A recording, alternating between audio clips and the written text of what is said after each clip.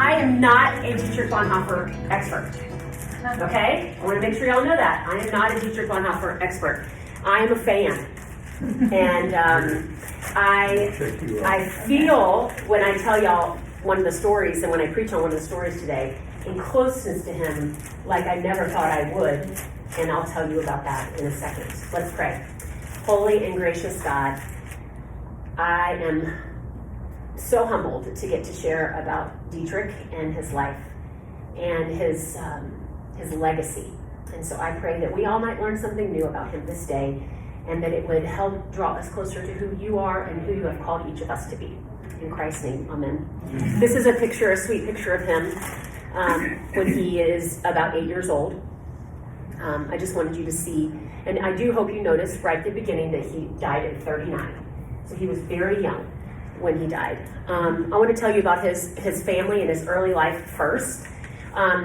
His father was a successful psychologist and high up in terms of esteem in German culture and German society, which has a lot to do with everything that happened to Dietrich. From the fact that he was born into this very highly educated family, to that when he came back after being in the States for the second time, when he came back and decided he would join the resistance movement, his father had lots of connections. And that allowed him to be a double agent, basically, because of this connections that his father had, because he was so esteemed. He actually was hired by Hitler, his father was, to do certain psychoanalysis of various people to tell if they were telling the truth or not, even though he was resistance. There's so much to share, and I want to go ahead and give you a heads up. I'm not even going to get to the details of his part in the resistance. I'll try to just quickly talk about that at the end, but to me that's the sad part. That's the really sad part, because it's very defeating. And the story of who he is, this is much like what I discovered about every one of the theologians I've looked at, is that so much of it has to do, who they were has so much to do with the type of family they were born into, or the context. Like Sojourner Truth, she was born into this Dutch northern slave, so she had these access to things that was different than being if she had been born in a southern slave plantation. It wasn't just his parents, though. This is what I wanted you to know, is that his grandmother was this resistor from the beginning. And he tells this story that on April 1st, 1933, which was the day, this is many years later, but I want to tell you just to realize this is the type of grandparent he was raised with. So in 1933, he would have been 25 years old, 27 years old. On April 1st, 1933, this was the first day that Hitler tried this thing called a one-day boycott of Jewish businesses. And it was throughout the whole Reich. Everybody, you were supposed to just not go. This was, mind you, most people at this point that are in the Nazi area, they are still thinking that this guy might be okay. They don't realize that he is a lunatic yet. They don't realize that about anti-Semitism. It hadn't fully come forward yet. And so this was one of the first things. We're going to do an edict that we're going to do one-day boycott. And Bonhoeffer tells the story that the next morning his grandmother gets up and she goes to the Jewish butcher just like she always did. And she was this older lady at this point, and there were the SS soldiers outside, and she walked right past them, and she walked in, and she told her family, I'm not going to change who I am because of this edict. So this is the type of people he grew up around. They were, for all intents and purposes, before this word got corrupted, they were liberal. They were completely liberal. They were like, we are not going to let a state tell us what to do. It was fascinating. His family was very tight-knit, highly educated, very politically engaged, and loosely religious, which I find fascinating. So you wonder, like, how did he get to this theological giant that he is? Hello, welcome home. They've been traveling for a couple of weeks. And so they were churchmen. the people this family that he was born into, on his mother's side, not on his father's side. And you can imagine, because his father was a scientist. He studied the brain. What we know about his side of the family, you could say, oh, well, maybe, you know that the trade that you chose for most of history was what your father did. Well, so on his mother's side of the family, his grandfather, his mom's father, was a court chaplain, and his great-grandfather was a theologian. But that's not why. He would have followed more in his father's footsteps and just been a very intelligent scholar, like his dad was. No one expected him to study theology. But at the age of 14, he told them, I want to do this. So what happened at the age of 12? It's at the age of 12, his older brother, at 18 years old, so it's only 6 years difference. So imagine the closeness. And remember, they're very, very tight-knit. The oldest brother went on and became, what did they say he was? Oh, some kind of science. Science. So he followed in dad. Physics. Right, he followed in his dad. And then you have this one. At 18 years old, so you figure 18, and then there's the other boy here, and then there's the twins. So the girl, and then the twins. So he's 12, he's 18, and he dies. Is that the lawyer? No, this is the 18-year-old boy. World War I. World War I, he's killed. And they said that the story is that he was sent to the front lines, because that's what they did. They sent the youngest to the very front. And it was devastating to the family. The Bonhoeffer family was very close. Do you see these pictures? But you also see from this picture they had money, because they could take a picture. They were able to have portraits made. So this devastated the young children. He's coming of age. He's 12 years old, and his 18-year-old brother is all of a sudden gone, and they don't get to say goodbye to him. That's it. So they think that scholars think this is one of the formations of Dietrich, is that he had to deal with these issues of the end of life and theodicy and what is our purpose on earth. And so maybe that was one of the reasons. Some thought that that might be it. But at age 14, much like his sister, did you hear how his twin sister was a violinist? Everybody thought he would be a musician as well. He was a very accomplished musician, which really was great for him when he went to seminaries and went to go lead churches, because he picked up the guitar. If you look at many pictures of him on the internet, you'll see him with a guitar, because he was an accomplished pianist, guitar, he sang. He and his sister got the musical genes of the family. So Carl Friedrich's the one that died at 18. What else? His death took an emotional toll on the family. I said that. He decided, his mother was not surprised, but his brothers, Carl Friedrich and Klaus, were openly scornful that he wanted to become a pastor. They found religion a distraction from the urgent work of promoting equality and human rights, and warned that becoming a theologian would amount to a retreat from reality. These are his older siblings. This is the type of family he was in. You were born into this privilege, into this aristocracy, into this ability to have an education to make a change. Do you see that liberal thinking? It wasn't like, oh, it was like, we are here to change the world. And they thought, oh, if you do religion, and mind you, what their concept of religion was. So the majority of the German church was Lutheran, the Lutheran church, very, very much coming up against the Catholic Church, but in just as rigorous of a way as you would have if you were, the Catholics, there was all these rules and stuff, and then Luther came and said, I'm going to give you my 95 Theses, except we're going to go the complete opposite way, and we're going to have rigor in a different form. And so it was controlled by, very much infiltrated with the state.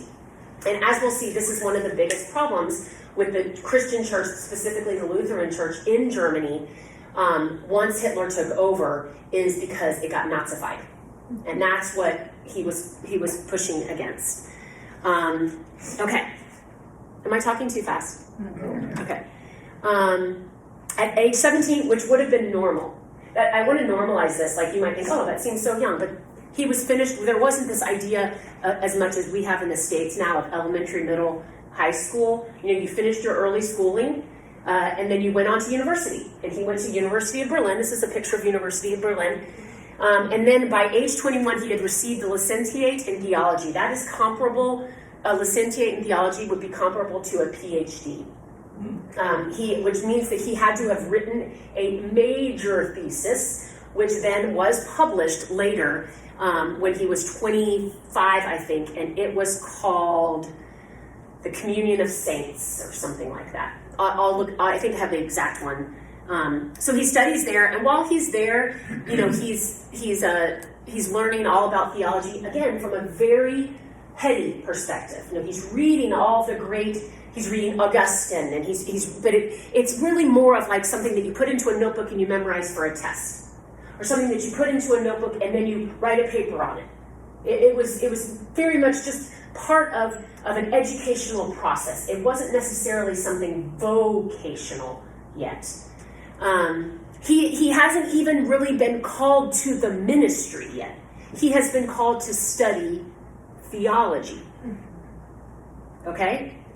And so after he finishes here after he finishes at the University of Berlin, he goes exploring. So you see there's a gap here of 3 years between when he goes to seminary, Union Seminary in the States, and when he finishes in Berlin. And so he goes to serve a church in Barcelona, a German church in Barcelona. And his very first sermon that he preaches is on the second Sunday of Lent. So he's during Lent. He's not Easter. So that he gets there. It's so interesting when you think about it from a pastor's perspective. They wanted to make sure that their pastor was there before Easter. So he got there at some point before Easter. And this is what he preached. This is 1928. He chose to preach on Romans 11:6. And if by grace, then there's no more of works. Otherwise, grace is no more grace. And as you will hear in the sermon, this is one of the through lines of Bonhoeffer, is this idea of making grace cheap. Again, and if by grace, then it is no more of works. Otherwise, grace is no more grace. Look at this. This is a picture of some of the people that he was pastoring. It's German speaking. This German-speaking congregation in Barcelona, which I just think is so cool. But what you can't see here, I wish y'all could. The picture cut it off, but you can kind of see these young kids. There's families here. This was like a young church. You can tell these are all, these are educated people as well, and they are people of means. And then this is him in the middle. Just again, they were able to get a picture taken in 1928, right? And then here's another picture of the church there. Has anybody been to this church in Barcelona? This Lutheran church in Barcelona? Neither have I. I haven't been to Barcelona, so I don't know. But, it's a pretty remarkable place that he went to. So he kind of went to like a Westlake in Barcelona, if you will. So he stays there for a year. And then, so that's 1928. So then in 1930, he goes to Union Seminary to study for a year to do this is very much postgraduate, because he has his seminary degree, he has virtually his PhD, but he wants to go there. He's curious, and we cannot underestimate, his life would not have been the same if he had not gone for this year at Union Seminary, because of several things. But what happens is that he studies alongside people like Reinhold Niebuhr, and these are reformers, people who were, once again, in all the best parts of the word, are liberals. They're saying we have to think about how we can take Scripture and apply it to our life. Reinhold Niebuhr's greatest work is called Christ and Culture. Literally, because they were separate. You didn't bring the culture into the church. He was like, no, those very things that you're thinking about out in the business, in the marketplace, we are going to talk about in here. Now, when he first came to Union, Dietrich was very critical of the religion in the U.S. for many reasons. He felt like it was too emotional. He'd see this emotional stuff. That it was a lot of people weren't as educated. They didn't know the scriptures. They didn't. It was kind of as watered down.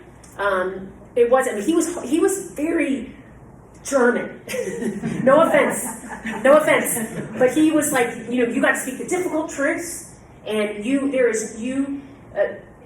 claim to be a Christian, then you have to be a Christian. You need to allow Christ to transform you. There is no lukewarm, or I will spit you out of my mouth.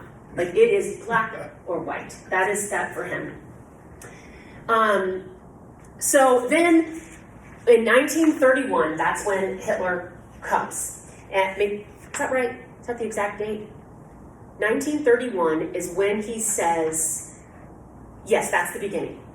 And he then tells, what begins to happen is that Hitler is going to use his, cleverly, very smart, use his connections to infiltrate the church. Because what better way to infiltrate an ideology or a philosophy than to get into the heads of the pastors, so that they then, when they are preaching on Sunday, are preaching. So it was literally a tactic to come in and to Nazify the pastors. Okay, so the problem for Bonhoeffer, ignore that picture, it means nothing.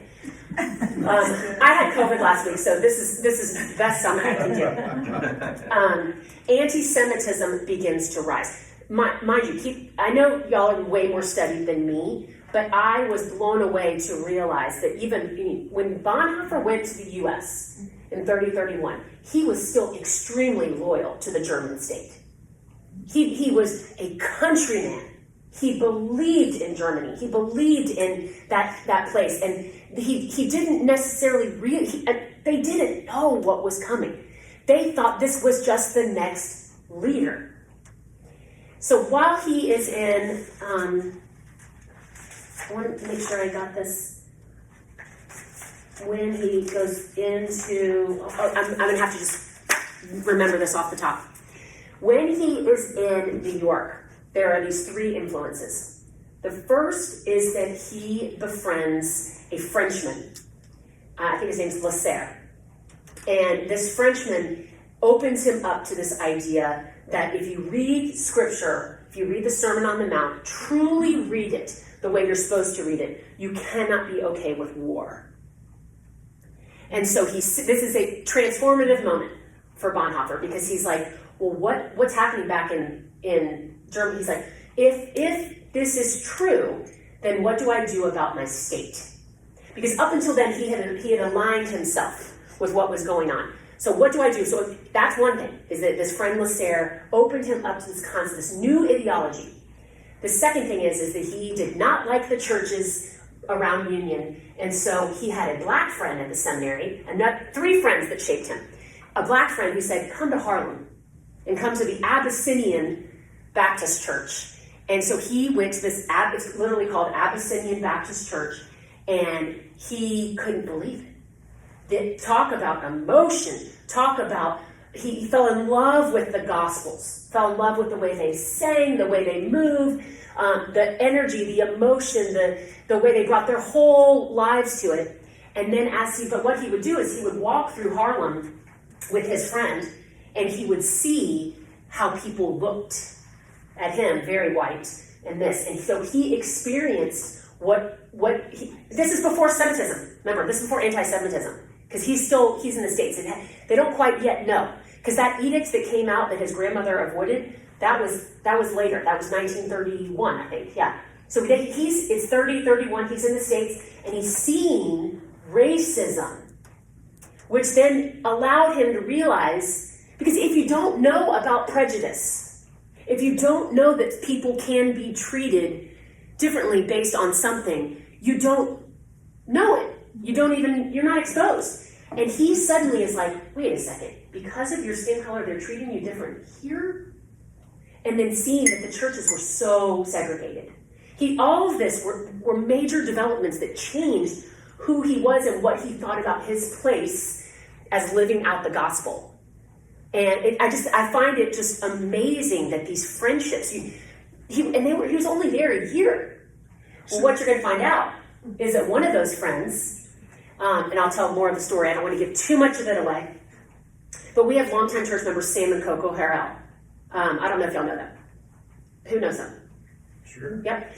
So Sam's father was a chaplain for Patton and was at Union Seminary in 1930. Is friends with Dietrich Bonhoeffer. Not kidding. Like they sat, I'm like he's like, yeah, they sat around and they like drank scotch and hung out together. Like, oh my gosh. So anyway, he got to know these amazing people, and it was really very much a fraternal society. They're figuring, because what you would do in these seminaries of old is you would sit around with a text or your professor. Like, did you think of like Good Will Hunting or these old movies with or what's the one that just came out? The Holdovers, like where the professors really got involved in this is what they sat down with their professors and drank beer and they talked theology and they talked about all the things and solved all the problems of the world. I mean, they were tight. So then he is called back to go, after his year, he's called back to Germany to lead a seminary. They want him to come and lead a seminary. And it's on the North Baltic Sea. And it's in the city of Zangst. And what else I want to tell you about that? Hold on one second. Oh, so this was one of the concerns from 1931 on was that they knew that the Nazis were going to try to Nazify the seminaries and the churches. And so the confessing church, which is what his church was called, that kind of decided they were not going to be affiliated with the larger state church, they started their own seminary, and he was going to be the first professor. So he gets there, this is in 1931, he gets there, it's on the north, up here by the Baltic Sea, and he has 15 to 25 students, we don't know, it depends on which source you look at, and they are trying to not allow certain people to be infiltrated, because they realize that thousands of people across Germany were told that they had to make a vow towards Hitler. And so there's this resistance movement that we're going to go start our own little seminary up here to try to keep people together and not leaning into this Nazified ideology. And Bonhoeffer became outspoken with them and with the other churches in Germany and told them such things as, you know, if you're going to be part of one of these churches that is now teaching Nazism from the pulpit, you need to renounce your service as a pastor. You need to refuse to do funeral services, which is so crazy that I find it ironic that they were only encouraged to refuse to do funeral services, not weddings, because there weren't weddings. What was happening? People were just dying. So to refuse to do funeral services. So then in 1933, the small confessing church, which I'll just call the people where the light bulb had gone off, they realized this was not okay. It's Lutheran, Reformed, or confessing, they're all the same, but I would say, but I want you to, it's not the state church. They send them, they decide we need to make some type of new statement of faith in opposition to what is going on. This is in 1933. And Dietrich is asked to be part of this. So in 1933, he's 27, right? He's young. They're to go on retreat and they're to write a new confession. So what the content of the gospel in the church were, because of the anti-Semitism specifically. They're wanting to like make a statement. This is what churches do. You know, we're going to make a statement. And it resulted in what was called the Bethel Confession. And he came back with his friends and they reported this confession and they changed it. They said it was too overtly against the state. And so they watered it down, and so Dietrich would not sign it. So it was the one that he originally helped write never came to be. After this, and in 1933, he went away and he served a German-speaking pastorate in two small German-speaking pastorates in London. And he was there for several years. And then in 1934, President Hindenburg dies. Okay? So at this point, everybody's thinking, well, Hitler, not everybody. The hindsight, we realize people are thinking, well, Hindenburg is still here, Hitler's not taking over. Well, when Hindenburg dies, then Hitler steps in, and he gets to be now both the chancellor and the president of the country. In that same year, the World Council of Churches starts to get concerned. Not till then. Maybe they were before, I don't know. In 1934, the World Council of Churches meets, and Dietrich is sent as a delegate from Germany. And he challenged them, there's this sermon that he gives, to be daring in commanding peace. He said, peace on earth is not a problem, but a command given by Christ. Peace can never be safe. It is the opposite of security. Call the church to take a prophetic stand. We shall not go to war. We must find another way to solve our problems. So he goes before this council. It's like a famous speech, and he's like, cannot do this. Because he had resigned himself that to be a Christian meant you had to stand for peace. Again, those roots of the friend back in Union who had said, war is antithetical to who Christ was. I'm going to talk about that in my sermon, so I don't want to give that up. Emily? Yes? You said there were, I might have missed the third, you said there were three things in New York that were kind of foundational for him. One was seeing the racism in the streets of Harlem. Racism. Second was meeting this French person who said you can't be a Christian and support war. The fraternity, the friendship. And the friendship The friendship between all of that group. But the first guy was Niebuhr. Well, Niebuhr was a theologian. He was already his senior, so he would have been one of his professors. Wait, I don't want to tell y'all that yet. So in the May Day speech, which would have been May 1st, 1935, Hitler announced that everybody would be compulsory military service. So while Bonhoeffer is up teaching these students, all of them are the age of which would have been called. And these seminarians were the age that would have been taken first. And that class was called up on May 15th, 1939. So they ended up going. And this is what one of them says: it was against our convictions that the only other option was lining up on a wall and be shot. So that's what you did. If you decided no, they lined you up and they shot you. In 1935, anti-Semitism became law, and seminaries were named illegal in 1935. Wow. In 1937, on September 28th, a telegram comes to Bonhoeffer and says that the seminary you're serving at is now closed down. You no longer are allowed to have it. He was actually not there at the time. He was on holiday. But they were on holiday. There was nobody up in the seminary. But so he's on his break thinking, I'm getting ready to go back to teach, and everything's shut down. In March 1938, the state urged all pastors to take an oath to Hitler. At this point, this is when Bonhoeffer has this point of, what do I do? And he makes a decision to go back to New York. He goes back to New York and he tells all the seminarians, he sends word to all of them and to his family, do not worry, I will go and prepare a place for you. I will prepare a place for you to be able to come over. And he doesn't last 2 weeks. He can't handle it. He feels like he has to go back. You'll hear more of that in the sermon. Okay, so now I want to tell you about some of his famous statements that he made. I'm so disorganized. There we go.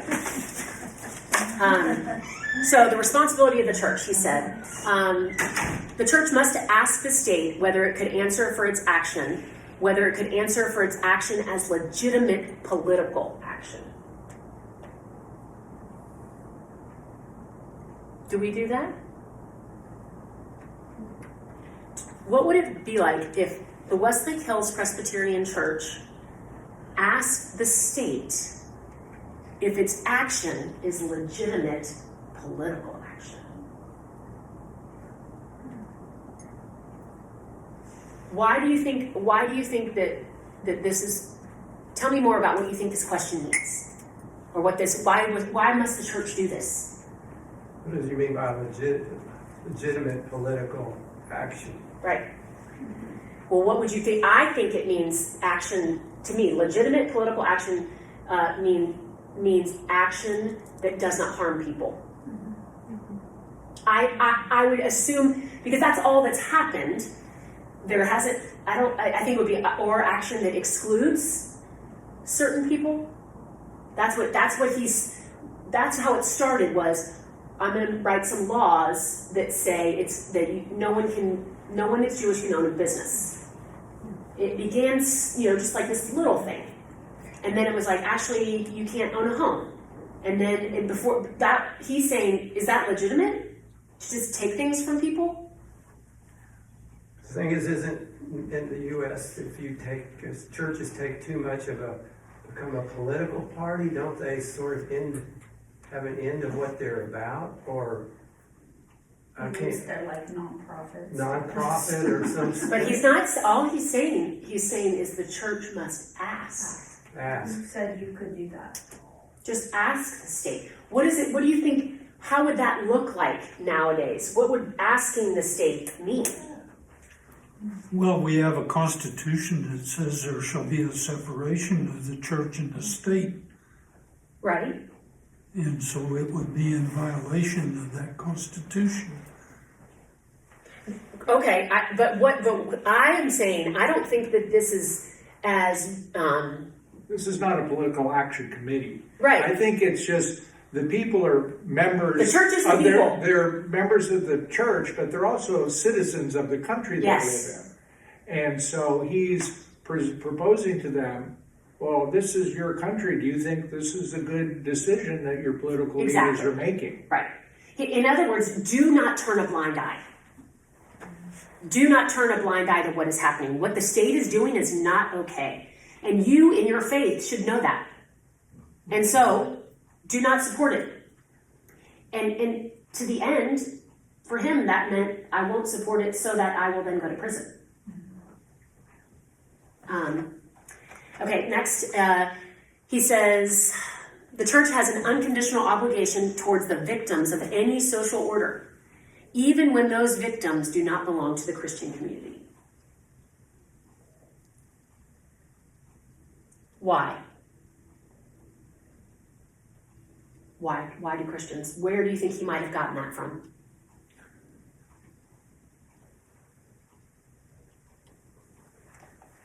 Jewish. The Jewish community. Yeah, but where would he have gotten that from in Scripture? Good Like, why is he Samaritan. saying, what'd you say? Good Samaritan. Good Samaritan. Okay, I mean, there's so many stories, right? For him, again, he was such a literal follower of the Scriptures. It's like, well, we have too many stories. Like, I think about the end of Matthew. It's like, when did I see you hungry? When did I see you in prison? It's like, when you did it to the least of these. I mean, there's just too many stories for him. It's like, it can't be, we cannot, anybody that is a victim, anybody that is being perpetrated, we must defend. So there's this famous, I don't know if it's famous, I just know that there's this allegory that Bonhoeffer used, and I don't even know if he used it or if it's been blown up to what I'm about to tell you. Because what we know is that he said something along the lines of, when you find out that the wheel that has gone over somebody has a broken spoke, it is up to the church to fix the spoke.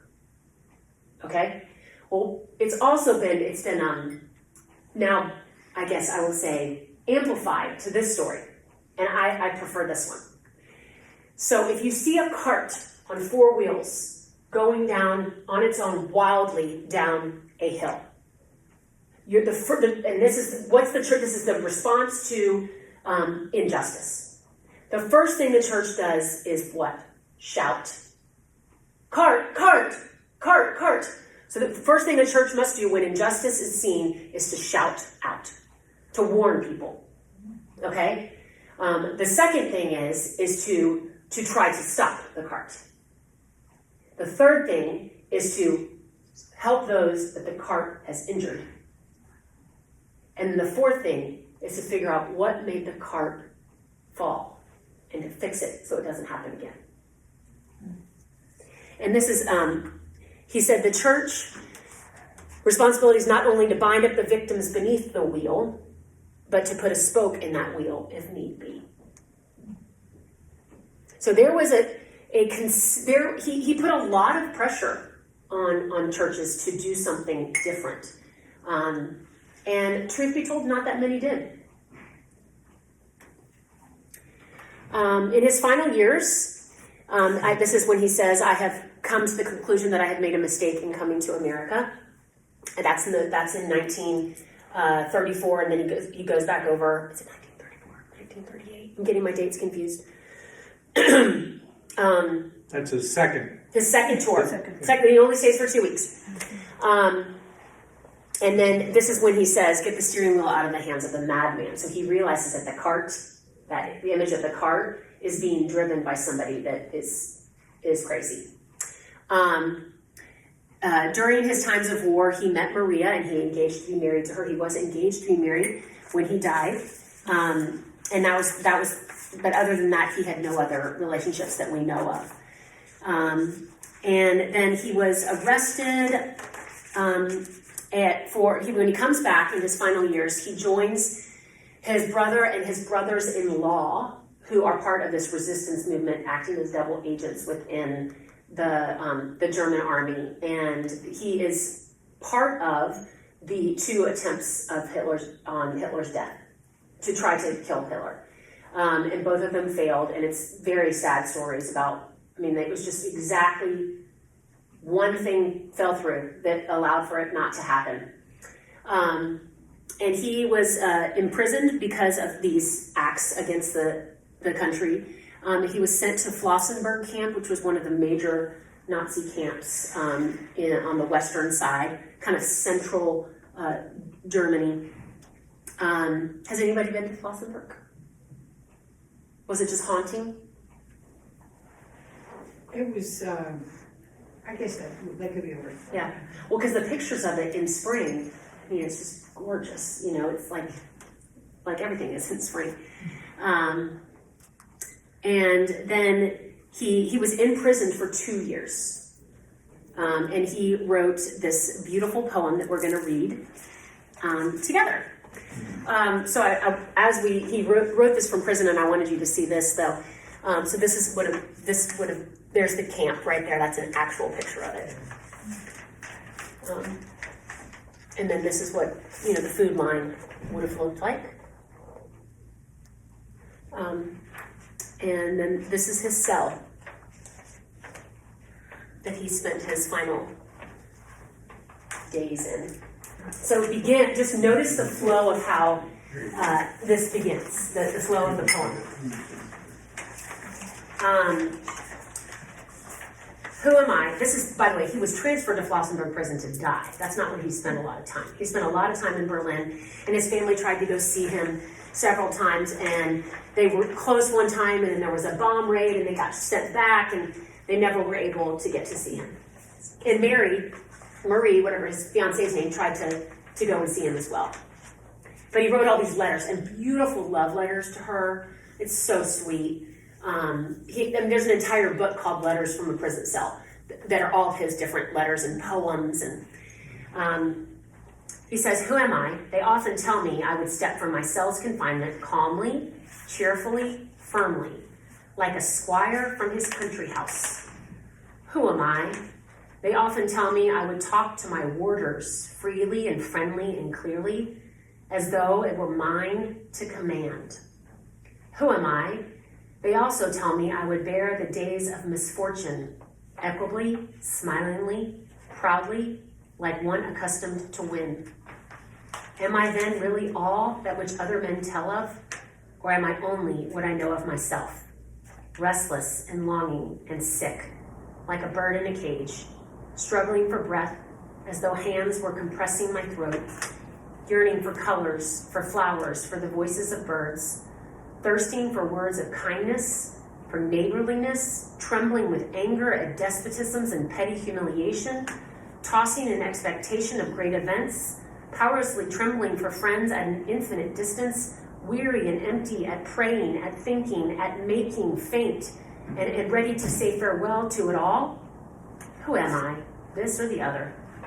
Am I one person today and tomorrow another? Am I both at once? a hypocrite before others, and before myself a contemptibly woebegone weakling? Or something within me still like a beaten army, fleeing in disorder from victory already achieved? Who am I? They mock me, these lonely questions of mine. Whoever I am, thou knowest, O God, I am thine. And then when he was transferred to Flossenburg prison, and he was transferred with his brother-in-law and 4 other parts of the people of the resistance, they took them out, and on that wall right there, they hanged them. You don't think of hangings as on a wall, but that's how they did it in this prison. And you wonder, was that a more merciful or the opposite? Was it a more insufferable way to die? For traitors. Very public, for Very- everybody yeah. else to watch. Yeah.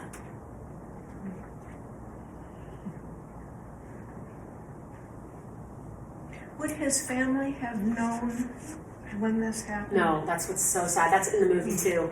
So they everything was kept so quiet, and as you'll hear in the sermon, they spread rumors on purpose to distract, to get people to think that they were in certain places when they weren't. So Sam's father, Chaplain Harold, heard that he had been detained at Auschwitz, and he went to his general, which was General Patton. This is a true story, y'all. Went to General Patton and said, can I take a contingent, a small contingent, and go get him out? Because they knew on stateside that this is about to be over. And so they went to Auschwitz, and then there's this very dramatic story that Sam tells. Sam's father was friends with Dietrich Bonhoeffer. That they got to Auschwitz, they opened up the prison gates, and they went everywhere looking for Dietrich, and they found out they had been misled. And he was in Flossenburg, and he had been hanged days earlier. So if they had been given the correct news, they would have gotten him out. Can you imagine that? Oh. Anyway, the sister Susanna tells the story that they heard about the others' deaths, and the family did not find out that Dietrich had died until a neighbor said, "We heard something about Dietrich on the radio," and the family ran over to the radio, and it was something in London, a British broadcast saying, "We are going to have a memorial for Dietrich Bonhoeffer." That is how they found out, through the radio. It's very sad, very, very sad. And then she tells the story about, because the whole family's gathered there, and Suzanne is so much younger. I mean, he was only 39, and I think she's 6 years younger, but she has children at this point. And she says the hardest was the nieces and nephews were in the room, because he didn't have any children, but all the nieces and nephews are in the room, and they hear about their own beloved uncle, who you can just see he was just. And that he had died, and that's how. And she says, and we didn't tell him how it had been done. We just told him that he had died. Yeah.